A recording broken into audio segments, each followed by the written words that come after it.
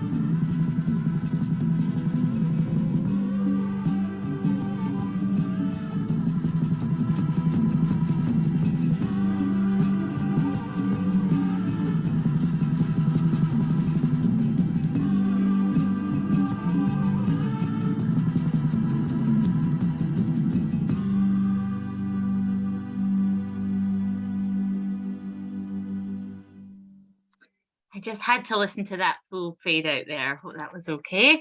Lovely. Gave everybody a chance to add into our chat. I'm seeing some cloudy with a chance of sun showers, a little overcast but pleasant, warm and breezy. Fog over the river. I'm loving that one. That's very evocative for sure. Gusty. I won't ask too much about that one. Thank you so much for joining in today. We've got a sense of who is in the room, but describing from our professional capacities.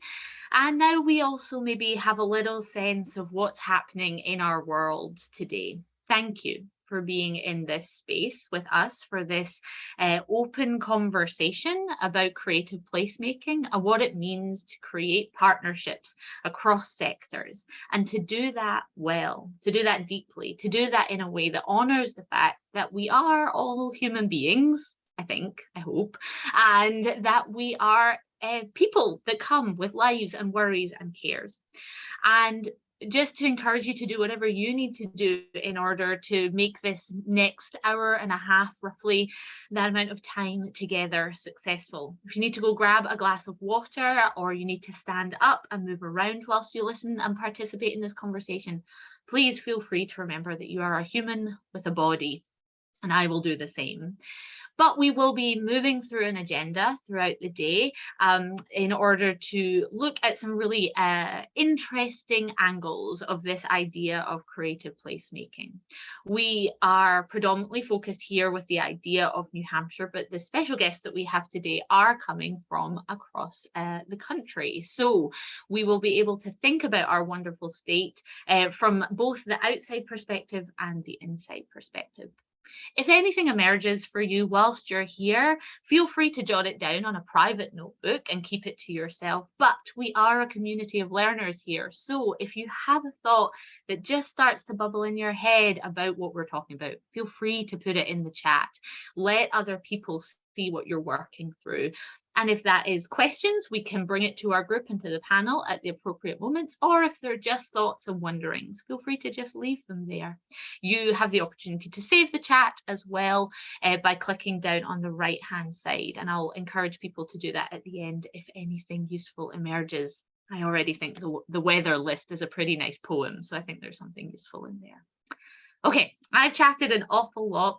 What I'd like to do is begin to introduce our three special guests for this conversation today, Wendy, Matthew, and Alyssa. I'm going to come to them with a particular question as they introduce themselves to you. And I'll be coming to Wendy first in just a moment. The question that I asked them to prepare is to think about a project that embodies the facets of creative placemaking, which for the New Hampshire Creative Communities Network and for us organisers here today really focuses on bringing cross-sector collaborators together and incorporating and utilising arts integrated practices from the ground up as a foundation.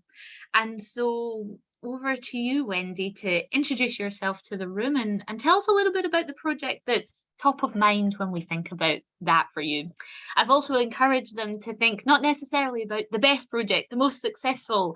We're thinking about projects that have something that we want to reflect on here today.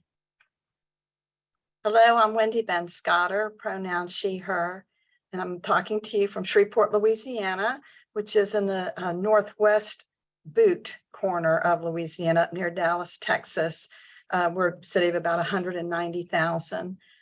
Our project is Shreveport Common, which is a 9-block. It was very culturally significant, has some beautiful but very blighted architecture, and really had created what they call a no-hope zone, or a chasm of blight between our downtown business district and our first low-income but very culturally rich neighborhood, Ledbetter Heights. The project started as a creative placemaking project through the NEA 25th anniversary grant, and it was started by the Shreveport Regional Arts Council here.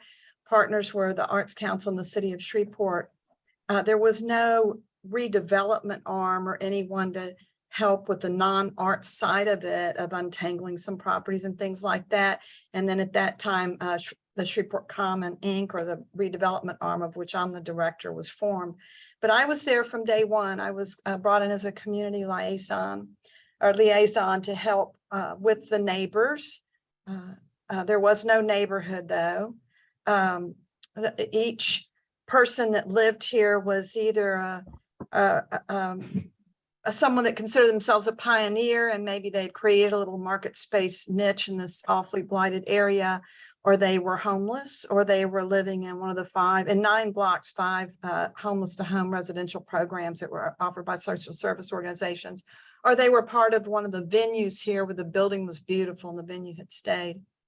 And within this 9-block area, and we've been doing this for 12 years now, so I just don't want to go on and on and on, but within this 9-block area, I would say the whole project was based on the principles of creative placemaking. It's at the very core of what we do. It's something that we remind ourselves every day that this is what we're doing. We're not just redevelopment. We're not just the arts. It's not just about a piece of public art.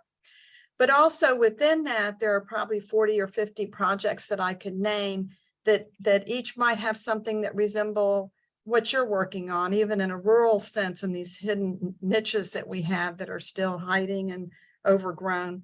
So I hope to offer to bring some of that to you.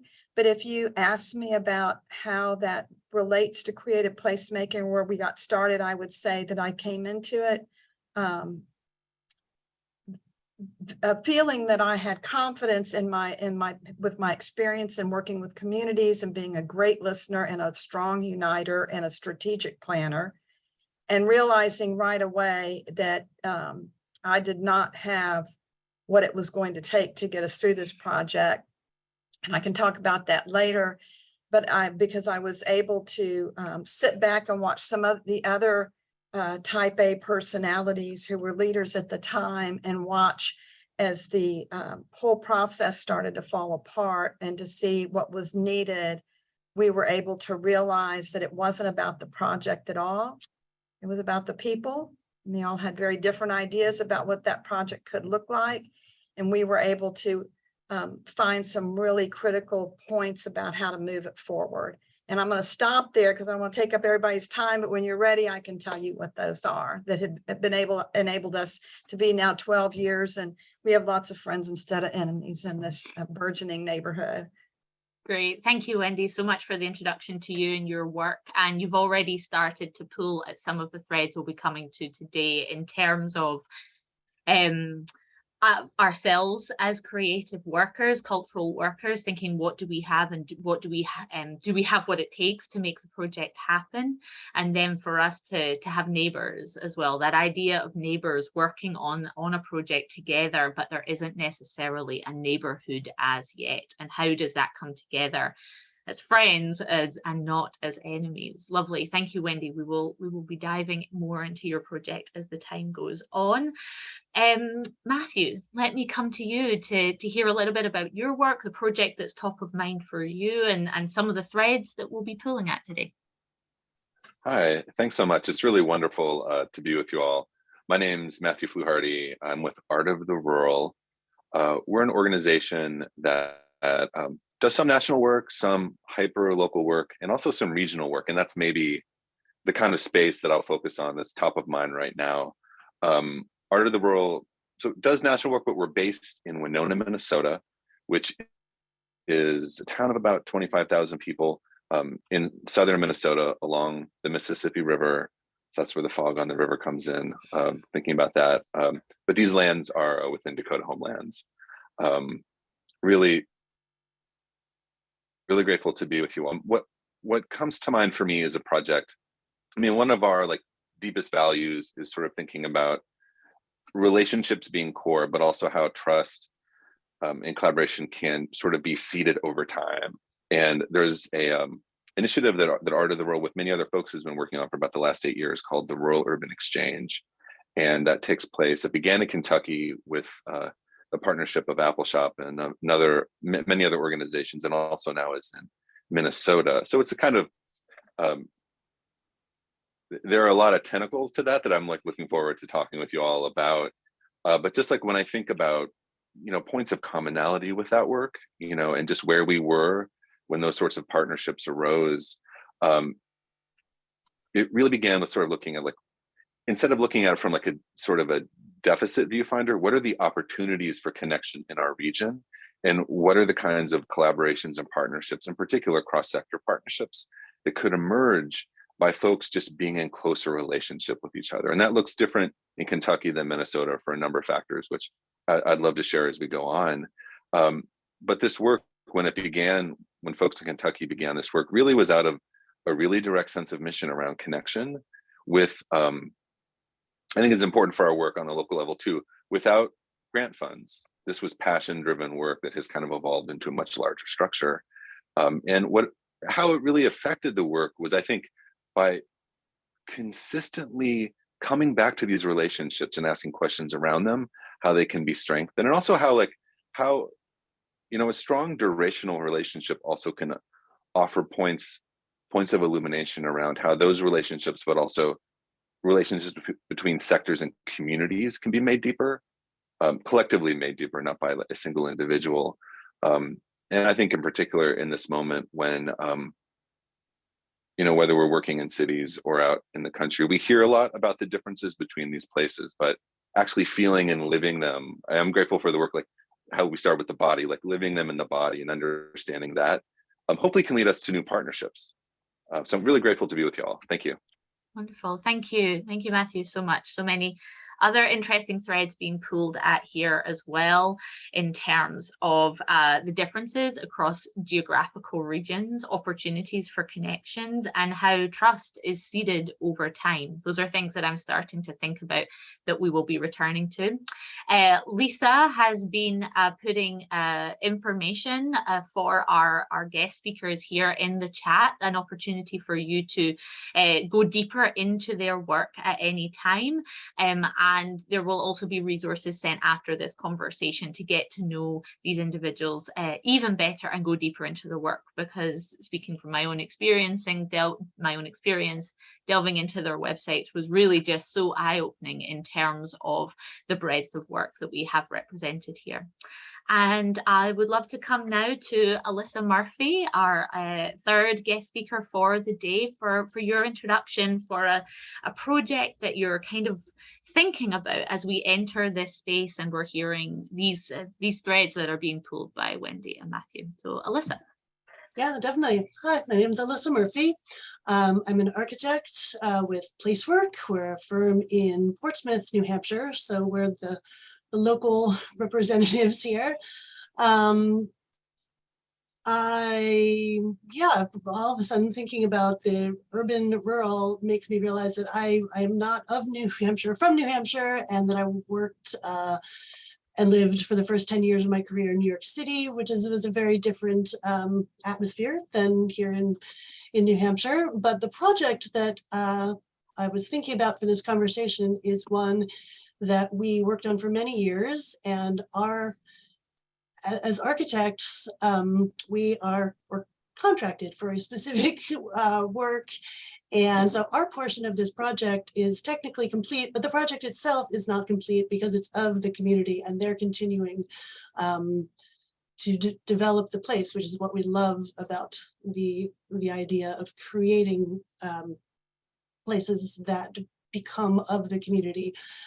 So the project is a public library in the town of Madbury, New Hampshire, which is a small rural community. And what was interesting to us as we approached the project was it was a town that never had its own public library, which was sort of fascinating to us. You know, most communities have a library. They're all very different. This town never had one. It's had sort of a group of founding mothers who started literally in a closet collecting books, and over the course of 15 years grew steam and were ready to build a new building that would be at the center of their community to house this library. And so that was a really interesting and exciting possibility, also fraught because it was change and money and all the things that make people nervous about, developing something new. So that's what I'll be thinking about through this discussion today. Great, thank you, Alyssa. I'm seeing some nod heads. The second you said what makes people nervous, I saw both Wendy and Matthew go, and that just made me want to. Wendy, do you want to kind of dive into this idea of what makes people nervous for a second? What was so resonating? Do you want to hear what makes them nervous or angry or all out, all out, spiraling, and sometimes part of my thunderstorms? I will say that if any of you have served on something like a church council or something in the education field where people are the most passionate, then you have a little bit of an idea what you're getting yourself into when you start doing community work. When you start messing with people's neighborhoods, they are going to be passionate about it. And I just heard yesterday, and you've probably heard this too, about the fingers aren't all the same on your hand.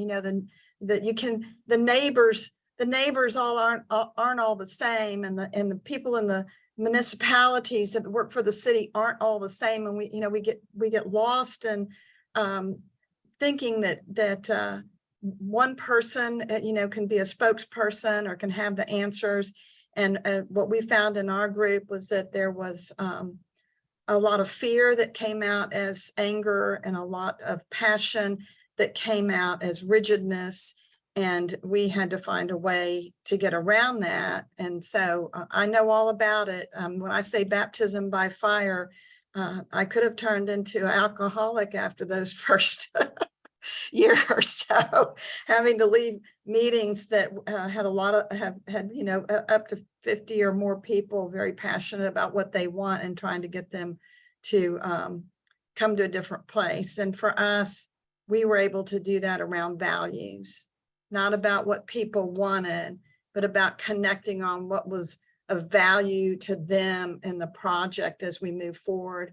And we stopped and made every single, hundreds of people, every single person in the room listen to everybody else's values, and then had people defending that someone else could have different values than, you know, the first person or whatever. It was really a miraculous thing that happened. And I know I'm rabbit trailing a little bit for your question, but I wanted to go ahead and get there quickly because everything we do now is built on that. Everything. Yeah, wonderful. Thank you. I'm hearing this idea of change being something where we see a lot of fear or even a lot of anger and rigidity coming from a fear of change or a fear of something happening. And it's not necessarily that individuals are not wanting change to happen. It's just unseen and it's untested perhaps in some of these fields. And so how do we address that? We'll talk more about that today. Matthew, I'm coming to you with this idea of what makes them nervous. When Alyssa mentioned that idea, I also saw your head nodding. What came to mind for you? Yeah, there's so much in what Wendy just shared that really resonates with me. And I think about even some of the more local work that we do here in Winona. It's like a visual metaphor. So I forgot to say, I'm originally from Appalachia. I'm from Appalachian, Ohio. And there's a town close to where I live that kind of engaged in a series of mural projects.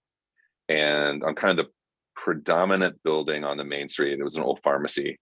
On one side is like the history of the town, or the history that certain people decided was the history.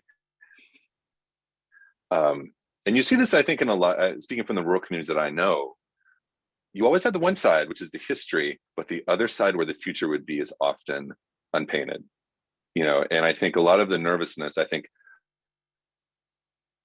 folks can agree upon what a history of a place was, but not see the bridges towards that future, even for a mural, let alone a public program, you know. And I'm really sitting with that. I think the values have been the thing which their actions, ideally, you know, and not nouns. You know, you can noun something to death. It's just a concept, but like value is a relationship, hopefully. And so just to underscore that, you know, that seems to be like, that's the sidestep towards something productive. But yeah, nervousness is a vibe. So if you say that word, I'm going to be like, oh yeah. Yeah. Yes, we will be coming back to values all throughout the conversation. What I would love to do now is I'm going to put in the chat a kind of broad question that is leading our conversation today, which is, how do we identify and build partnerships that are rooted in empathy and cross-sector impact? It's a big question with many different facets to it. But what I'd also like to do, we're going to just take a couple of minutes. I'm going to throw on some more glam rock and we are going to just take a moment because I'd like to hear what are the questions and thoughts and ideas that are bubbling up for our participants right now. And so feel free to just take a few moments to write privately for yourself or to add them into the chat. Hopefully we can populate the chat with lots of questions. Perhaps our guests, Wendy, Matthew and Alyssa, said something that sparked a thought in you. These questions can be really specific to your own experience, or they can be much broader, theoretical, academic, something broad, big ideas that you're thinking about. A few minutes just to get some questions out into the room so that I can see where your thinking is at, and that will guide the next stage of our conversation. But yeah, let's think questions. No need for answers just yet. What questions do you have bubbling up from all of the threads that we've just heard pulled by our guest speakers? She packed my bags last night, pre-flight. 0 hour, 9 a.m. And I'm gonna be high as a kite by then.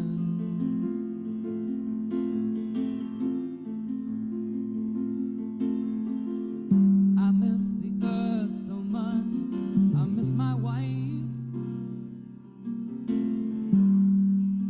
It's lonely out in space on such a timeless flight.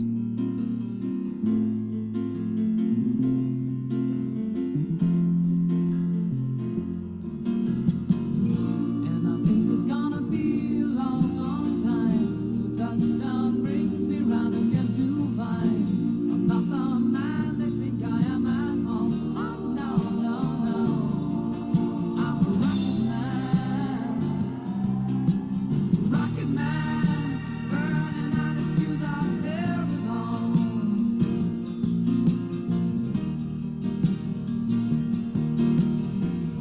And I think it's gonna be a long, long time till touchdown brings me round again to find I'm not the man they think I am at home. Oh no, no, no, I'm a rocket man, burning out his fuse out there alone.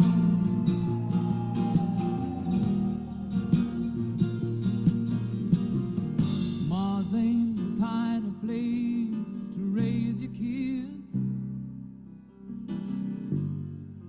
In fact, it's cold as hell. And there's no one there to raise them. If you did. If you have a couple of questions on some paper in front of you, feel free to start adding them into the chat. Let's see what thoughts and questions have arisen from today. I'll encourage Wendy, Matthew, and Alyssa to also add the things that are bubbling up in your head into the chat too.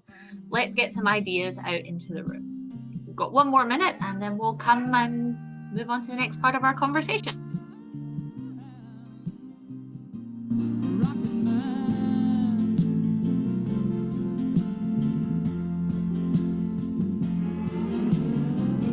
And I think it's gonna be a long, long time till touchdown brings me round again to find I'm not the man they think I am at home. Oh no, no, no, I'm a rocket man, burning out his fuse out there alone.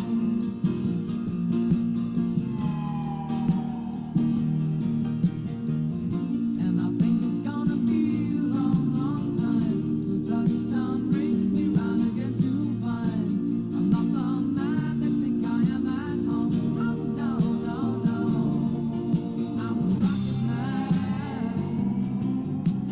rocket man, burning out his fuse out there alone. And I think it's gonna be a long, long time. And I think it's gonna be a long, long time. And I think it's gonna be a long, long time. And I think it's gonna be a long, long time. And I think it's gonna be a long, long time. And I think it's gonna be a long, long time. And I think it's gonna be a long, long time.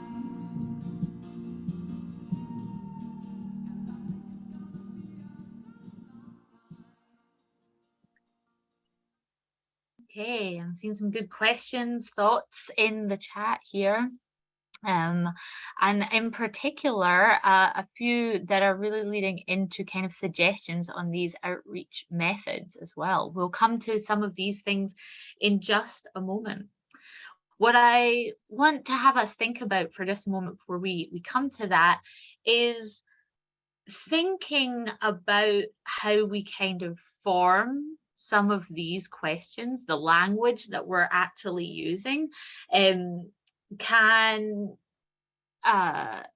it can move us further apart, or it can bring us together, the language that we're using. And so I just want to raise a flag and be cognizant of the fact that someone today might use a term, phraseology, jargon, that a word that you don't ascribe to, that you don't use commonly. If you're needing someone to further add to a definition, feel free to just ask out loud and that individual can do that. Or I want you to think broadly about the language and terms that you use. Perhaps the phrase creative placemaking doesn't really resonate with you, or you call it something else, but really start to see what's underneath those words, and can we and are we talking about the same things? I think this will bring us back to values a lot today, but I just wanted to say that as we get more words out here into the written space and also the verbal space, that you might be hearing phrases that you don't commonly use yourself, and just to think broadly about the language that we use, because I do think that when we can find common understandings, that's when a community can be formed. So we actually have a question kind of jumping right out, and I see, Wendy, that you kind of asked the question of Matthew and Alyssa about have you been able to physically connect with community populations? And I think this comes to a broader interest that we have in the room of what that Liz has said, but I'm also seeing it kind of reflected in Jed's and some other questions here too. What outreach methods did you use to connect with two neighbours who weren't necessarily neighbourhoods? Wendy, can I come to you first, because you started to hint at that in your project description, and then we'll move to Matthew and Alyssa for your thinking. So we're thinking about ways of reaching out.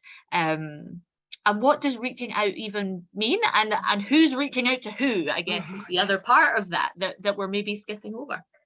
Well, again, don't let me take too long, because I'm passionate about this, and that means I can go on forever. And I don't intend to do that. I learned from you too.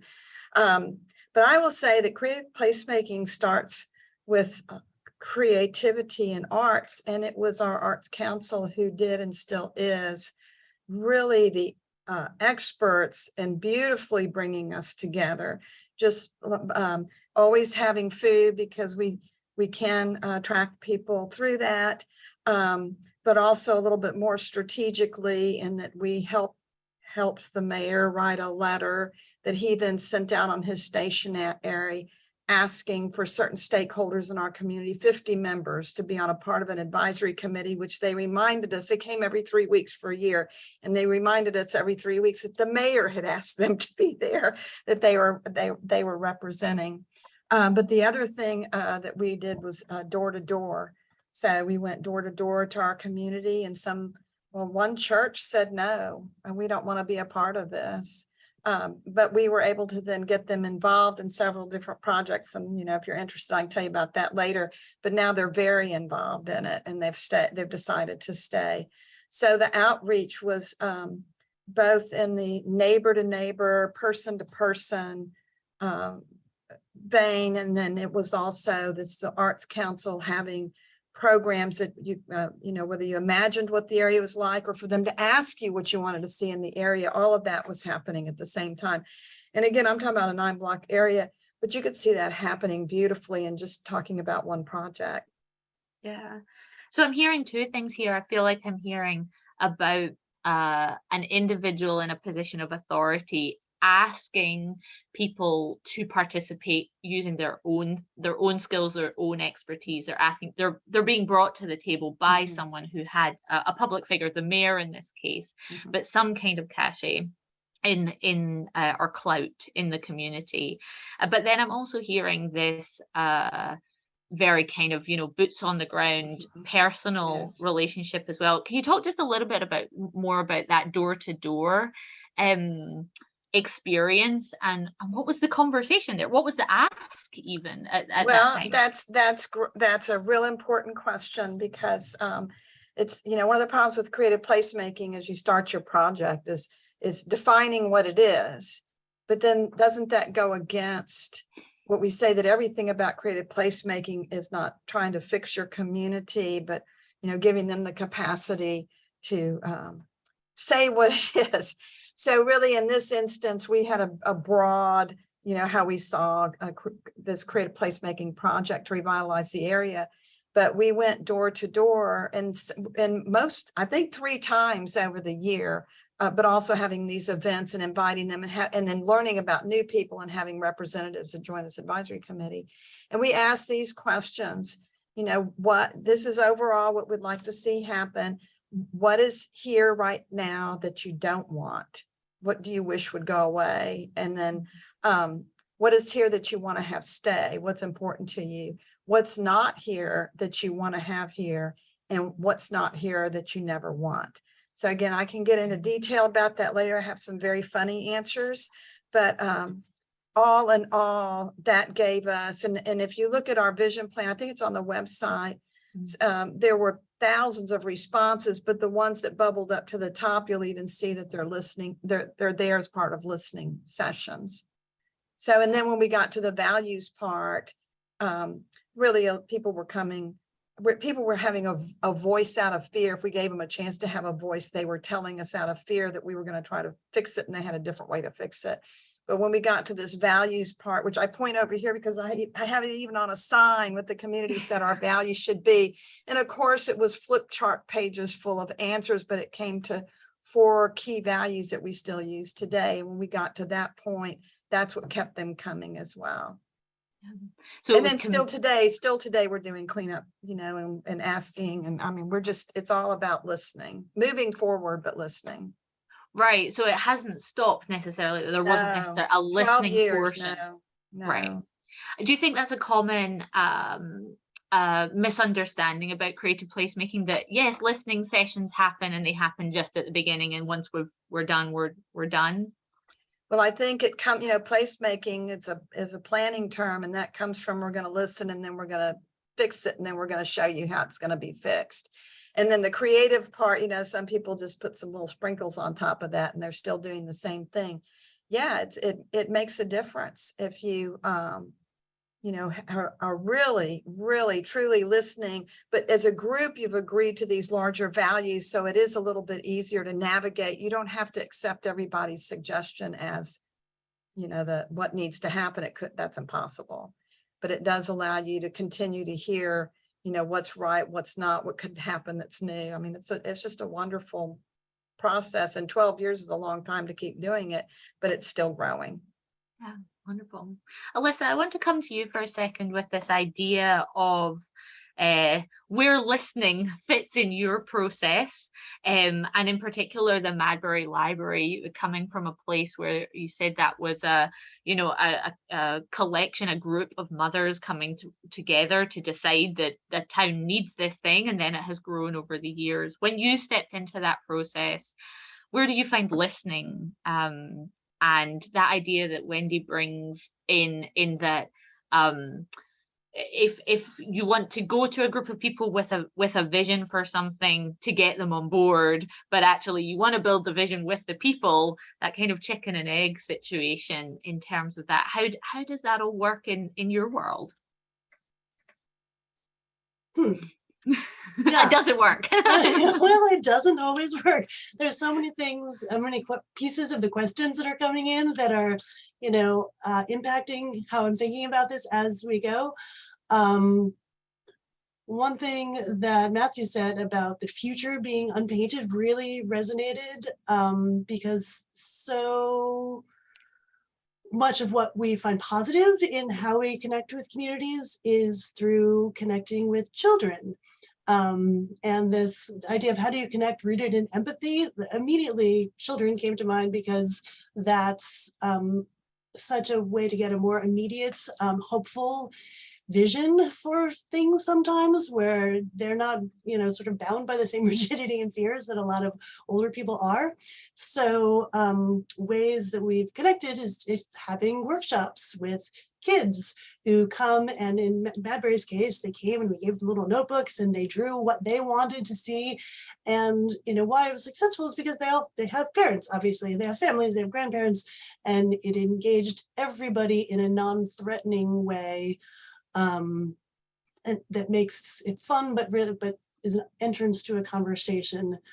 And I think another way that we do that maybe responds to one of these other questions, how do we get to those people, is also going to where they are, which makes me think, and we're working with another library, and upcoming this weekend is the town's annual pumpkin festival, and we will be there with a booth. We're doing the same sort of activity with kids and having something that engages people sort of when their guard is down, perhaps, and they're just there to have fun, but we can start to introduce and talk about things without it being a community meeting where they've come for a purpose. And so that sort of went all over the place there, but No, that's really wonderful. So yeah, between Alyssa and Wendy, I'm hearing this idea of invitational from an authority figure, come and sit on a committee, come be part, come share your expertise,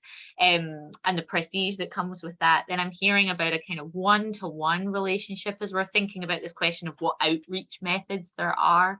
There's the door-to-door conversational listening sessions on a very personal basis.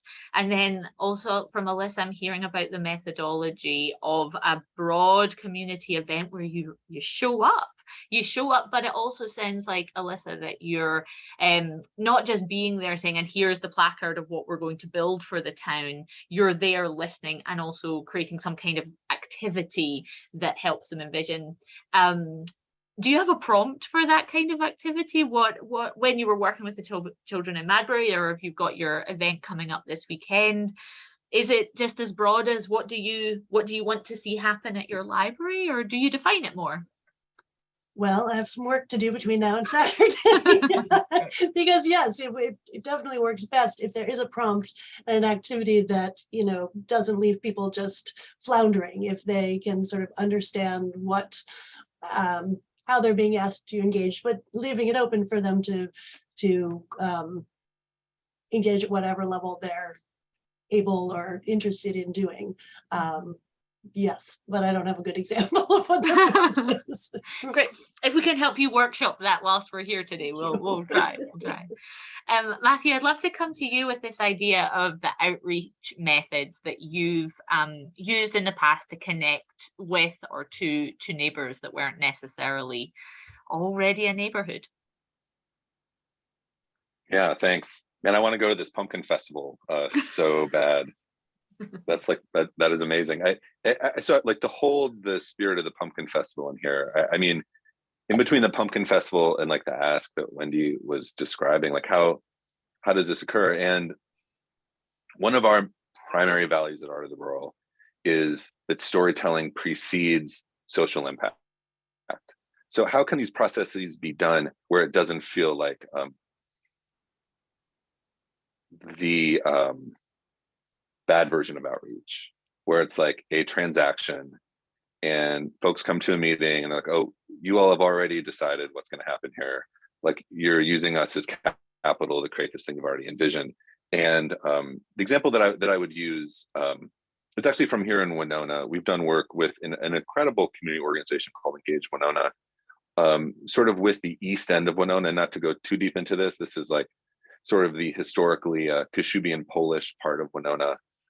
Also where the majority of folks of color live in Winona. And it's a neighborhood that in many respects is not included in public conversations around policy, around development, or around things that often happen to them, and the way that we thought through this, especially as the city was looking through like a comprehensive plan and thinking about developments. I mean, one of the major things with us is like cookouts. I mean, like pumpkin festivals, like it's crucial, like cookouts, dances, social events, where the value proposition is having fun first. you know, and just being with the community, and everybody's welcome. But like in the case of what some of the work we did with folks on the east end of Winona, we did East End Bingo.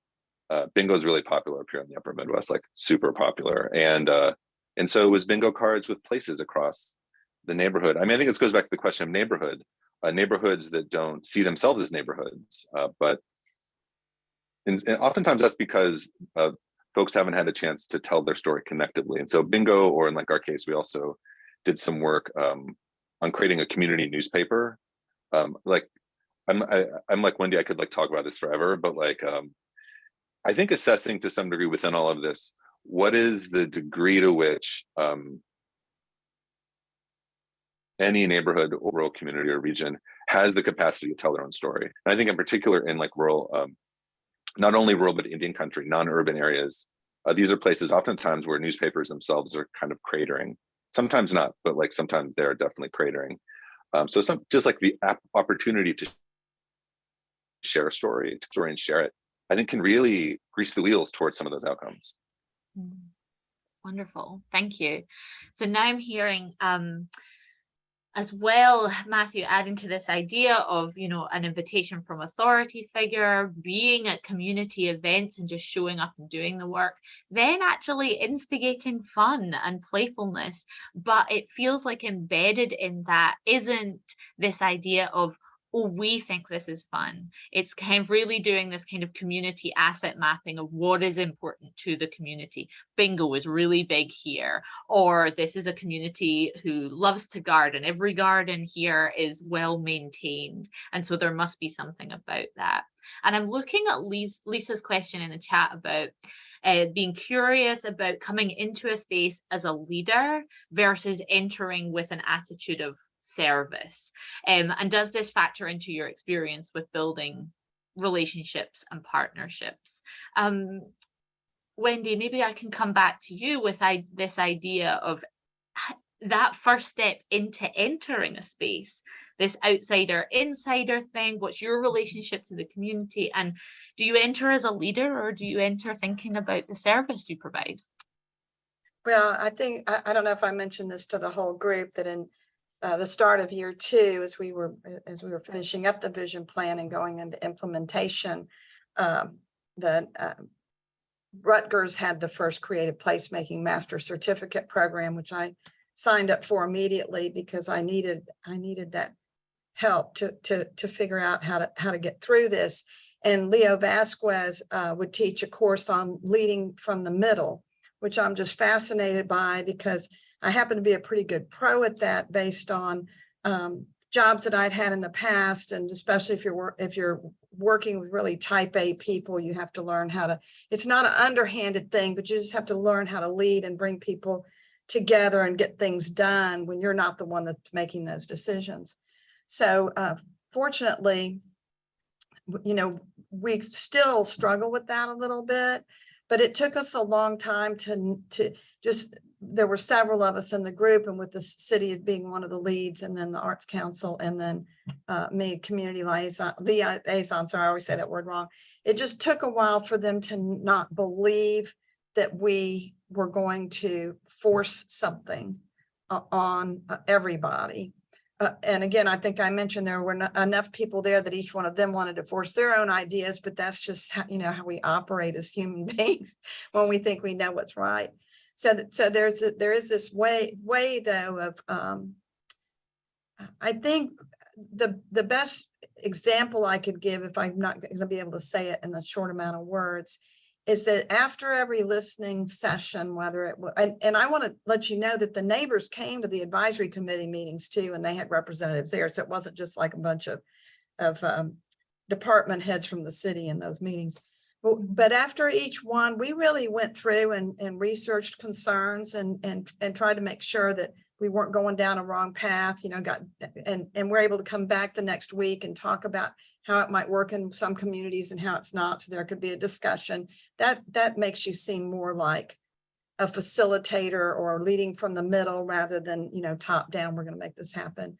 And the other is that we would come back with what they had said written down and gave it back to them and talked to it before we took the next step forward all the way through the end of the year when the vision plan was approved. It was taking it just one step at a time. So today they see us more as, or me in particular, I mean, I say as because the Arts Council of the city and the Shreveport Common Inc. On the street, they see us more as facilitators or people who can get things done for them. I have this obstacle and I want to do this creative placemaking project in the area. So I think they see us more as someone that can connect them to people who can get things done.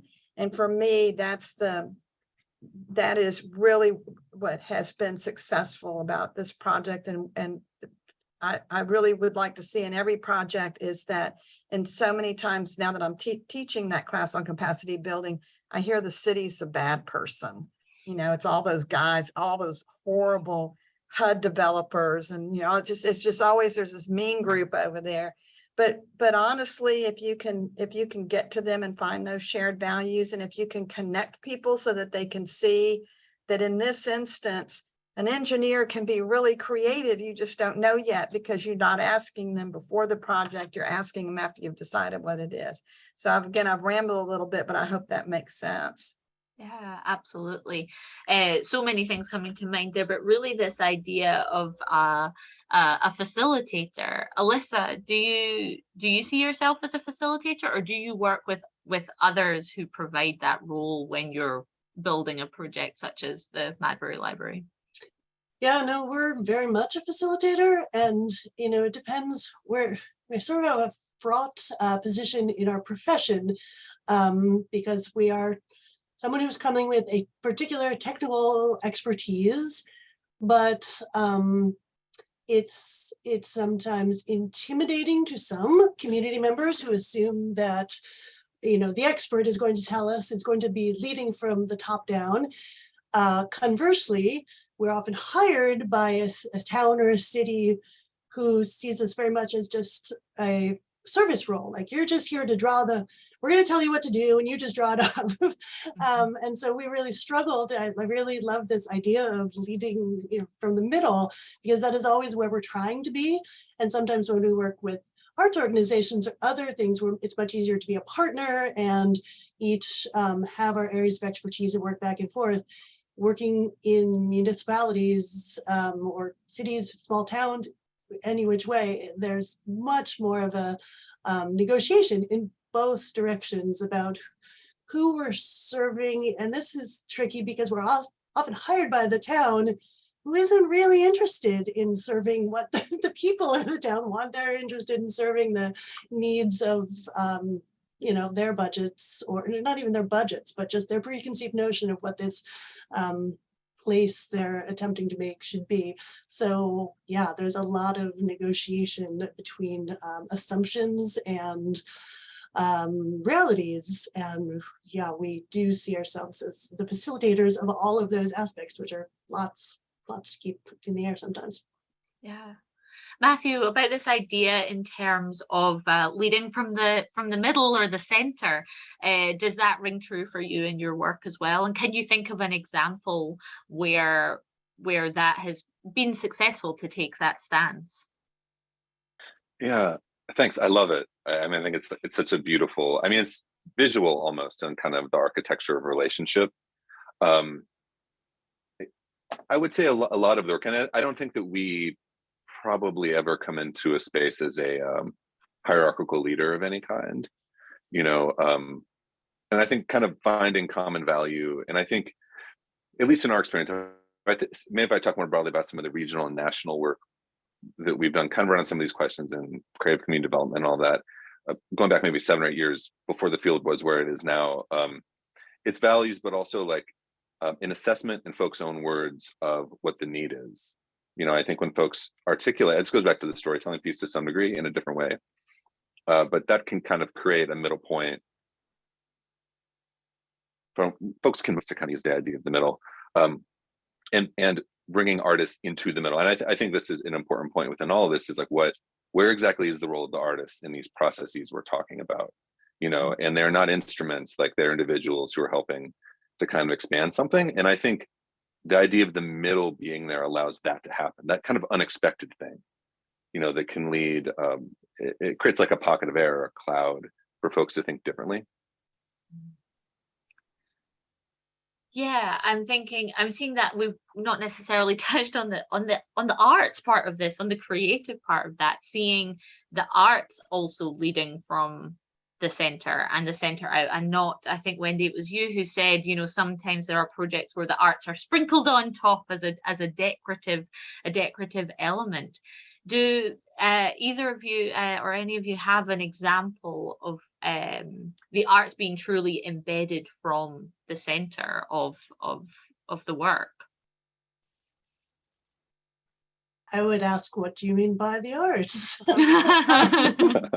Because, I guess, again, speaking as someone who's often seen as a technical part of the team, we feel like everything we do and any building of any sort, people are going to experience and should have an element of art baked in, however you define art. So I think defining art more broadly and thinking about it that way, as opposed to we're going to do a thing and then we're going to put the art in, is really important, and so hard, I think, even for us here, perhaps, who are already thinking that way, but certainly for the general public, art often seems like something extra, and something we can't afford necessarily, and we just need the basic and the functional. And moving for how can the functional be artistic and transformative is really a goal. So Alyssa, I'm gonna go in one direction, and Wendy, I'll come to you in just a second. Alyssa, how do you define art? How do you define it? Well, I don't. Yeah. I don't, but I guess I would like it to involve just human experience is art, not just something that someone who's an artist with a capital A made and gave to you, the people who are not artists. Art is everyday experience and how we perceive the world, I think. So that's, yeah. So that can be reflected in how people are using the space, moving around the space, interacting with it, what that space actually is, as much of the wall in itself, and not necessarily the piece of artwork that hangs on the wall. Exactly.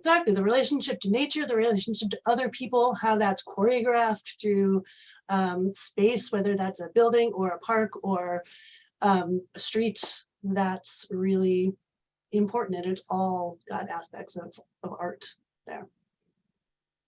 Wendy, I interrupted you by asking that's Alyssa a very cheeky question. I'm so glad. It's a great question. I was just going to offer that we remind ourselves constantly that if the artists and the arts aren't at the core of this, then it's just redevelopment anywhere, USA or the world. It's just, you could go to any city and it would look, or rural area, and it would look just like whatever somebody's trying to do. So absolutely, it has to stay at the core. For us, it started with artists at the table, artists on the team, RFPs for design of different spaces that had to include artists and not just a landscape architect, or it had to include a landscape architect and an engineer. But artists at the team, artists at the listening sessions, collecting information. We had a Discover Shreveport Common Day where the artists were commissioned to take these little spaces and places in the plan and try to make it look like what it might look like, from Ed. But then also artists hearing the stories that people had. We have an app that I wish were working, but it's not. But if you hold it up in our area and look around, the stories are there that the artists have collected, their work is there. And then finally, the Arts Council here is embedded in the area. They moved in an oil fire station and be embedded in the area. So they not only open their doors to all the neighbors for all the programming and exhibits that happen here for free, but they also, when they bring in national artists to work with local artists to leave an indelible mark in the area, which is what they're charged to do, those artists, national artists, work with the local artists to work with the social service organizations that are in the area that are, and also we have a real low income apartment complex. So they're brought in to work with that and create art and and have the residents create the art. The residents decide what it is that they want to do and to be a part of that. Yeah. Matthew, do you have thoughts on the definition of art? or the other question I asked too, but yeah. Yeah. You all probably don't want like 40 minutes of my definition of art. No, but I think the richness of it is instructive itself. I mean, we were just at White Earth Reservation last weekend for a Minnesota Rural Urban Exchange, and I think there's value just in how different cultures and neighborhoods define it. And artists being welcomed. I love the indelible mark as a quote as well from Wendy. I think that's a beautiful charge for an artist to sort of be to a community for. And I was thinking about an example. Our Minnesota Rural Urban Exchange also was in St. Paul last month in an area called Frogtown, which is kind of primarily Black, but also Asian, mostly Hmong community. And an example just for folks to check out that I think is really lovely, that I think is central to this conversation, is a project that an organization called Springboard for the Arts worked on in the community. Springboard for the Arts is incredible in the work that they're doing in this field. But the Green Line, which is the above ground train in St. Paul, was being put into this road called University Avenue. And it was going to just extraordinarily disrupt community life and economic life. And I think to this question on both what is art, but also what is the artist's role, Springboard worked with a number of other organizations and the city to essentially program artistic events along that corridor to welcome folks in, but also really it really just raised up the sense of culture in the region. So like an artist, say, would work with a restaurant and there would be a public art event there, or there was a gallery, there were all these things. So I think part of that middle ground is also really reassessing what are the public structures there and how can they become platforms for forms of creative expression. I kind of veered off on that one a little bit, but yeah, those are some thoughts that emerge. No, absolutely. I think I'm hearing here a lot about this idea of what is already here, what already exists. And we started by saying, well, the people are the first thing that are here, so they have to come first. Their experiences, their values as well. But then also it's then looking around, and again, the term commonly used is a kind of asset mapping of the community, what exists in terms of physical structures, cultural structures, historical structures, and I'm meaning both things that we can actually see with our eyes, but also the things that are felt by the people in that space as well. And then going from there and seeing that also as a platform to springboard from. So if the people are a font of something, the community's foundations and infrastructure is also something to springboard from, and from both of those places can come the arts or an arts experience. And thinking really broadly across all disciplines in terms of the many facets of visual art, sculpture, mural, painting, digital art, the film world, the theater world, the dance world, the architectural world, the culinary world.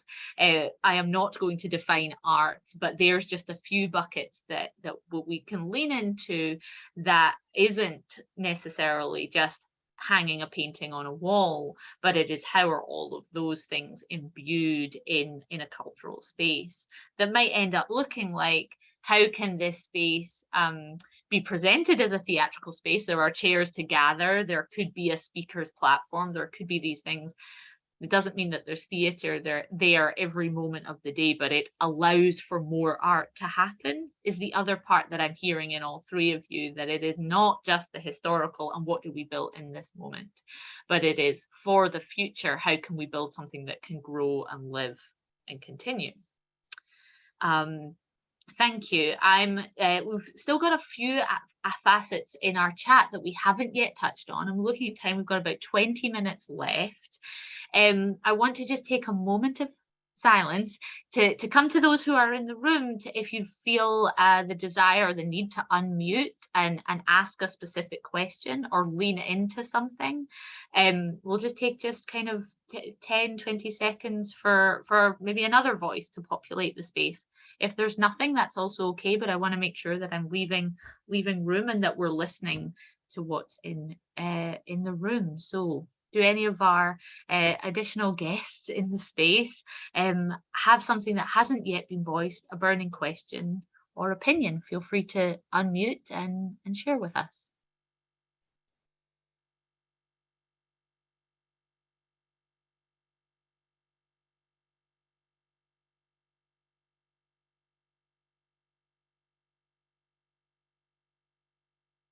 Okay, great.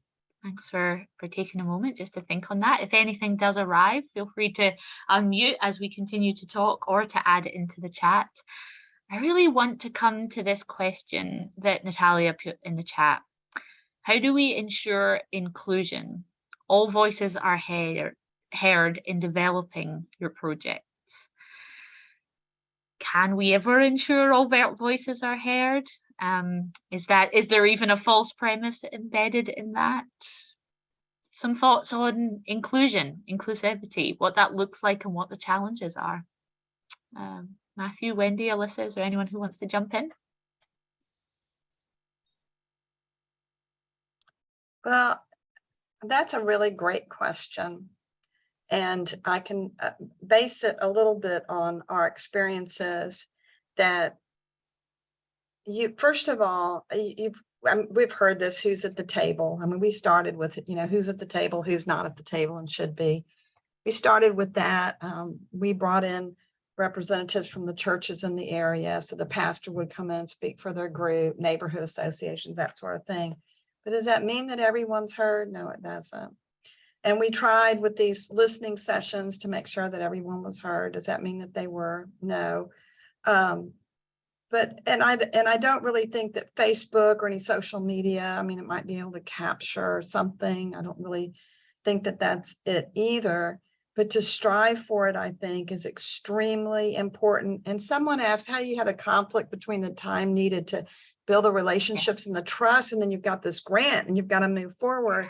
Well, I think there is this, you can have a project arching idea, and then you can met it out with your community because you're not going to do it for them, right? You're going to do it with them.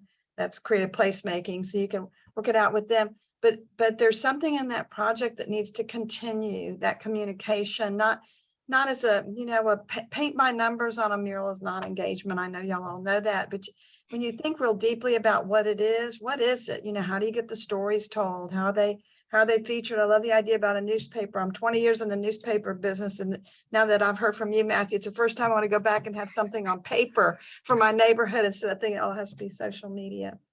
So I want to end with, there's this little bit of a push to not use the word community anymore. I don't know if you've heard that, but I'm having such a hard time with that. And I'll tell you why. One, because not everybody in our community is a neighbor, and not everybody, I can't even come up with enough words of what community is. And one day I was thinking about that, there's no I in team. You've heard that said, there's no I in the word team. You've heard that for years. But I thought, there are a lot of I's in community. Community is about communing all the I's that are all the individuals that want to be a part of it. It doesn't even have to be that they live there, and then trying to figure out a way to bring them in. And then I'll end with this.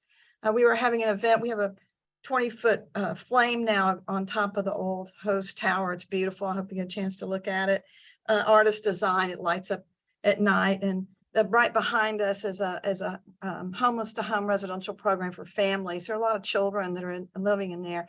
And there are these big windows of that home that we're looking out over this huge celebration we were having in the parking lot and waiting, for this big 20-foot flame to turn on. And I noticed two little boys standing in the window. And we always invite the community, but we have realized over the years we have to go get them sometimes and bring them to us. especially those who aren't used to being heard or being a part, or don't feel welcome for whatever reason. So I motioned for them to come down, and they showed up a little bit later with their mother. I don't know how they convinced her to come. And when she opened the door and she saw the food and the drink, she said, "Is this for me?" Like, still makes me cry. I'm like, it's exactly for you. The flame is for you. The whole everything that we're doing is for you. You know, so to me, that's a community. It's like, just, you've talked about the stories, that everybody has a story. So so we are all these individuals that make it up, and making sure that there's ways to keep going where we interact and keep building on that. We don't ever consider that Shreveport Commons is going to be done. It's going to have to keep going in some way. So many lovely aspects to what you're mentioning there, particularly in terms of this idea of inclusion, that sometimes just opening the door isn't enough. You gotta really welcome someone in. Mhm. Matthew, do you have any thoughts on inclusion and that work, and what that really means in your relationship, particularly maybe even across this rural-urban exchange as well? Yeah, thanks. I have a lot. I mean, I think like a maxim for the situation could be like, I think oftentimes like the sense of urgency can be an agent of exclusion. And this goes back to a question in the chat about grant, like one grant leads into another. You know, many of us, if we're in the nonprofit sector, are sort of, that's like the universe we're living in. And I could, you know, I think agency, there is a lot wrapped up into it, like, which creates things where things are forced upon people with no, I mean, that has been historically like what has occurred oftentimes. But like, I think Wendy articulated this as well. Being really at peace with the duration of something occurring outside of like the stated like zones of a particular grant, you know, like the work is, like, we know the work is long. Like an example I could use, maybe to go back to the East End and Winona, like not only like is the work long, but like it doesn't bear the mark of our participation in it. Like that should be the goal, right? Like that it isn't about like an organization. And we had an example where the rec center on the East End was chosen by the city for a new kind of combination city building to be there. And this is like the hub of the East End. It was a big part of the work. Like that was where the bingo was, like all this stuff. There's like a community garden there. And like the city came out and stopped it, you know, and it's not because we did that stuff, but it's all like, these are all tributaries going into a river one way or another. I think like how one thing can lead to another thing, I think it's just like really important, and really just to like give respect to all of the colleagues on the call. I mean, I think like I get so deep in it sometimes I don't see those connections. Like the river is flowing, like it's always flowing. Sorry, that's my life. You just got like my deep thought for the day, but I mean like time, like time moves in a lot of different ways. Yeah. Thank you for your deep thought of the day. I'm glad we were able to catch it, that the river is always flowing. And so as individuals who are either instigating a project or coming into one, how can we think about that we're here for a part of it, possibly, or we're in it for the long haul. We're going to move with that river forever, but where we started isn't necessarily where we're going to end up, and who knows what's downstream, just to take that metaphor a little further. But that idea that it's, if we ever think that, well, there's nothing here and now we're going to put something here, that just clouds the idea that of what exists and what you might be trampling on as well, which I think comes back to this idea of inclusion. Wendy, I see you've unmuted. Was there something you wanted to add there? Yeah, I just wanted to add that, you know, the artists are key for this. So you know, the ability, the building the capacity of your community to move on without you is critical. And if the artists understand it, and even if they're reaching and working with 10 people or 20 people, but there's someone else that's reaching with others, they have, and as new artists come in and they have this this idea that there's something bigger that they're working towards, rather than just having a mural or a story or a concert, that they are the ones that can keep it going. And so we've done an okay job of working with our artists on that. We went from them feeling like they were being used in some way. So I think they, they had enough commissions and met with enough national artists over the years that they realized that that's not really what we were trying to do. But I do think that's something that we're going to need to keep working on too, is to make sure they understand what it really is that is happening here and how much that they can be a part of it going on with the inclusion and connecting with people. And making it visual, a visual connection so that more people want to be a part of it. Absolutely, yeah. If I can offer a definition, my definition of the word artist with a capital A is someone who turns something imaginary into something real, into something that exists, whatever that may be. And you can be an artist and you can be a mathematician, or you can be an artist and you can be a sculptor, but it is that idea of the unseen becoming seen. And I think that relates to what you're saying there, Wendy, that the artists are the ones who all of these big ideas, these things that are out there, these things that are maybe intangible or in the hearts and minds of some people, but not everybody. The artists hold the skills, the keys to turning that and making it real, even in a prototype or a temporary fashion, to then get people to coalesce around the real. Alyssa, I want to come to you on this idea of inclusion, and both Wendy and Matthew have also touched on the other question that I wanted to come to, which is about time, conflict of time and schedule. What's your relationship to thinking inclusively about who comes to the room? You've already talked about youth, thinking intergenerationally for the spaces you work in, but how else do you think about inclusion? Yeah, well, the question of time and inclusion is just so closely tied together, and time and value. I think one of the tensions that our team, maybe myself, I'll just speak for myself, has had with the idea of some ideas around creative placemaking, and maybe I use the term differently, I'm not sure, but of sort of tactical urbanism approaches to creative, just get in there, do something fast, do something quick.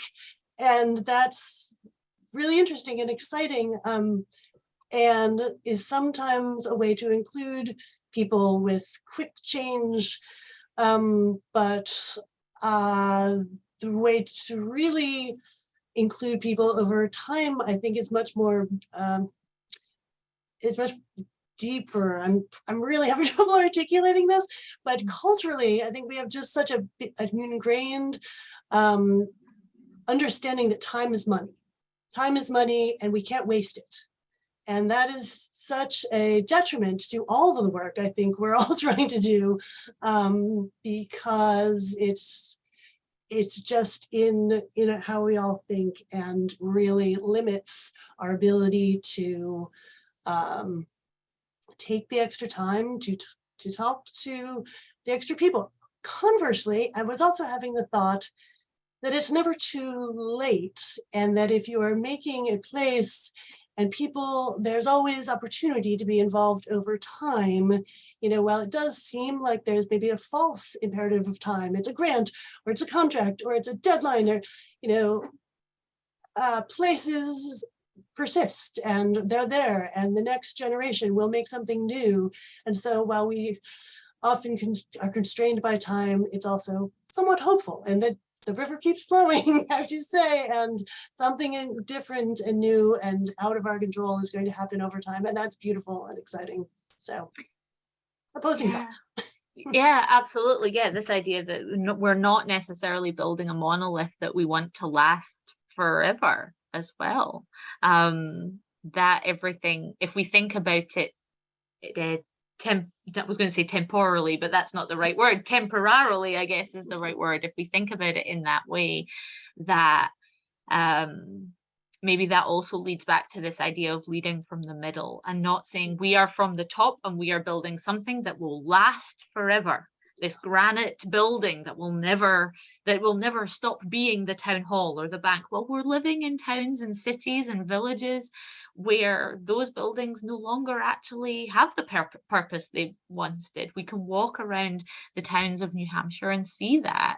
And in the places where development, community growth can happen. Those buildings are sitting empty, but in the places where creative placemaking is already starting to really think of the future instead of the past, those banks have become maker spaces, restaurants, living spaces, or whatever. And so the once thought of building with somebody's name on it is no longer that, but it becomes something else. So maybe we also have to kind of keep in mind that we're just passing through in a way, and that someone can and should take on. And so inclusivity doesn't just exist in the current moment, but it also we think forward and back ancestrally perhaps as well, in terms of what does it mean to include future generations in taking some ownership here.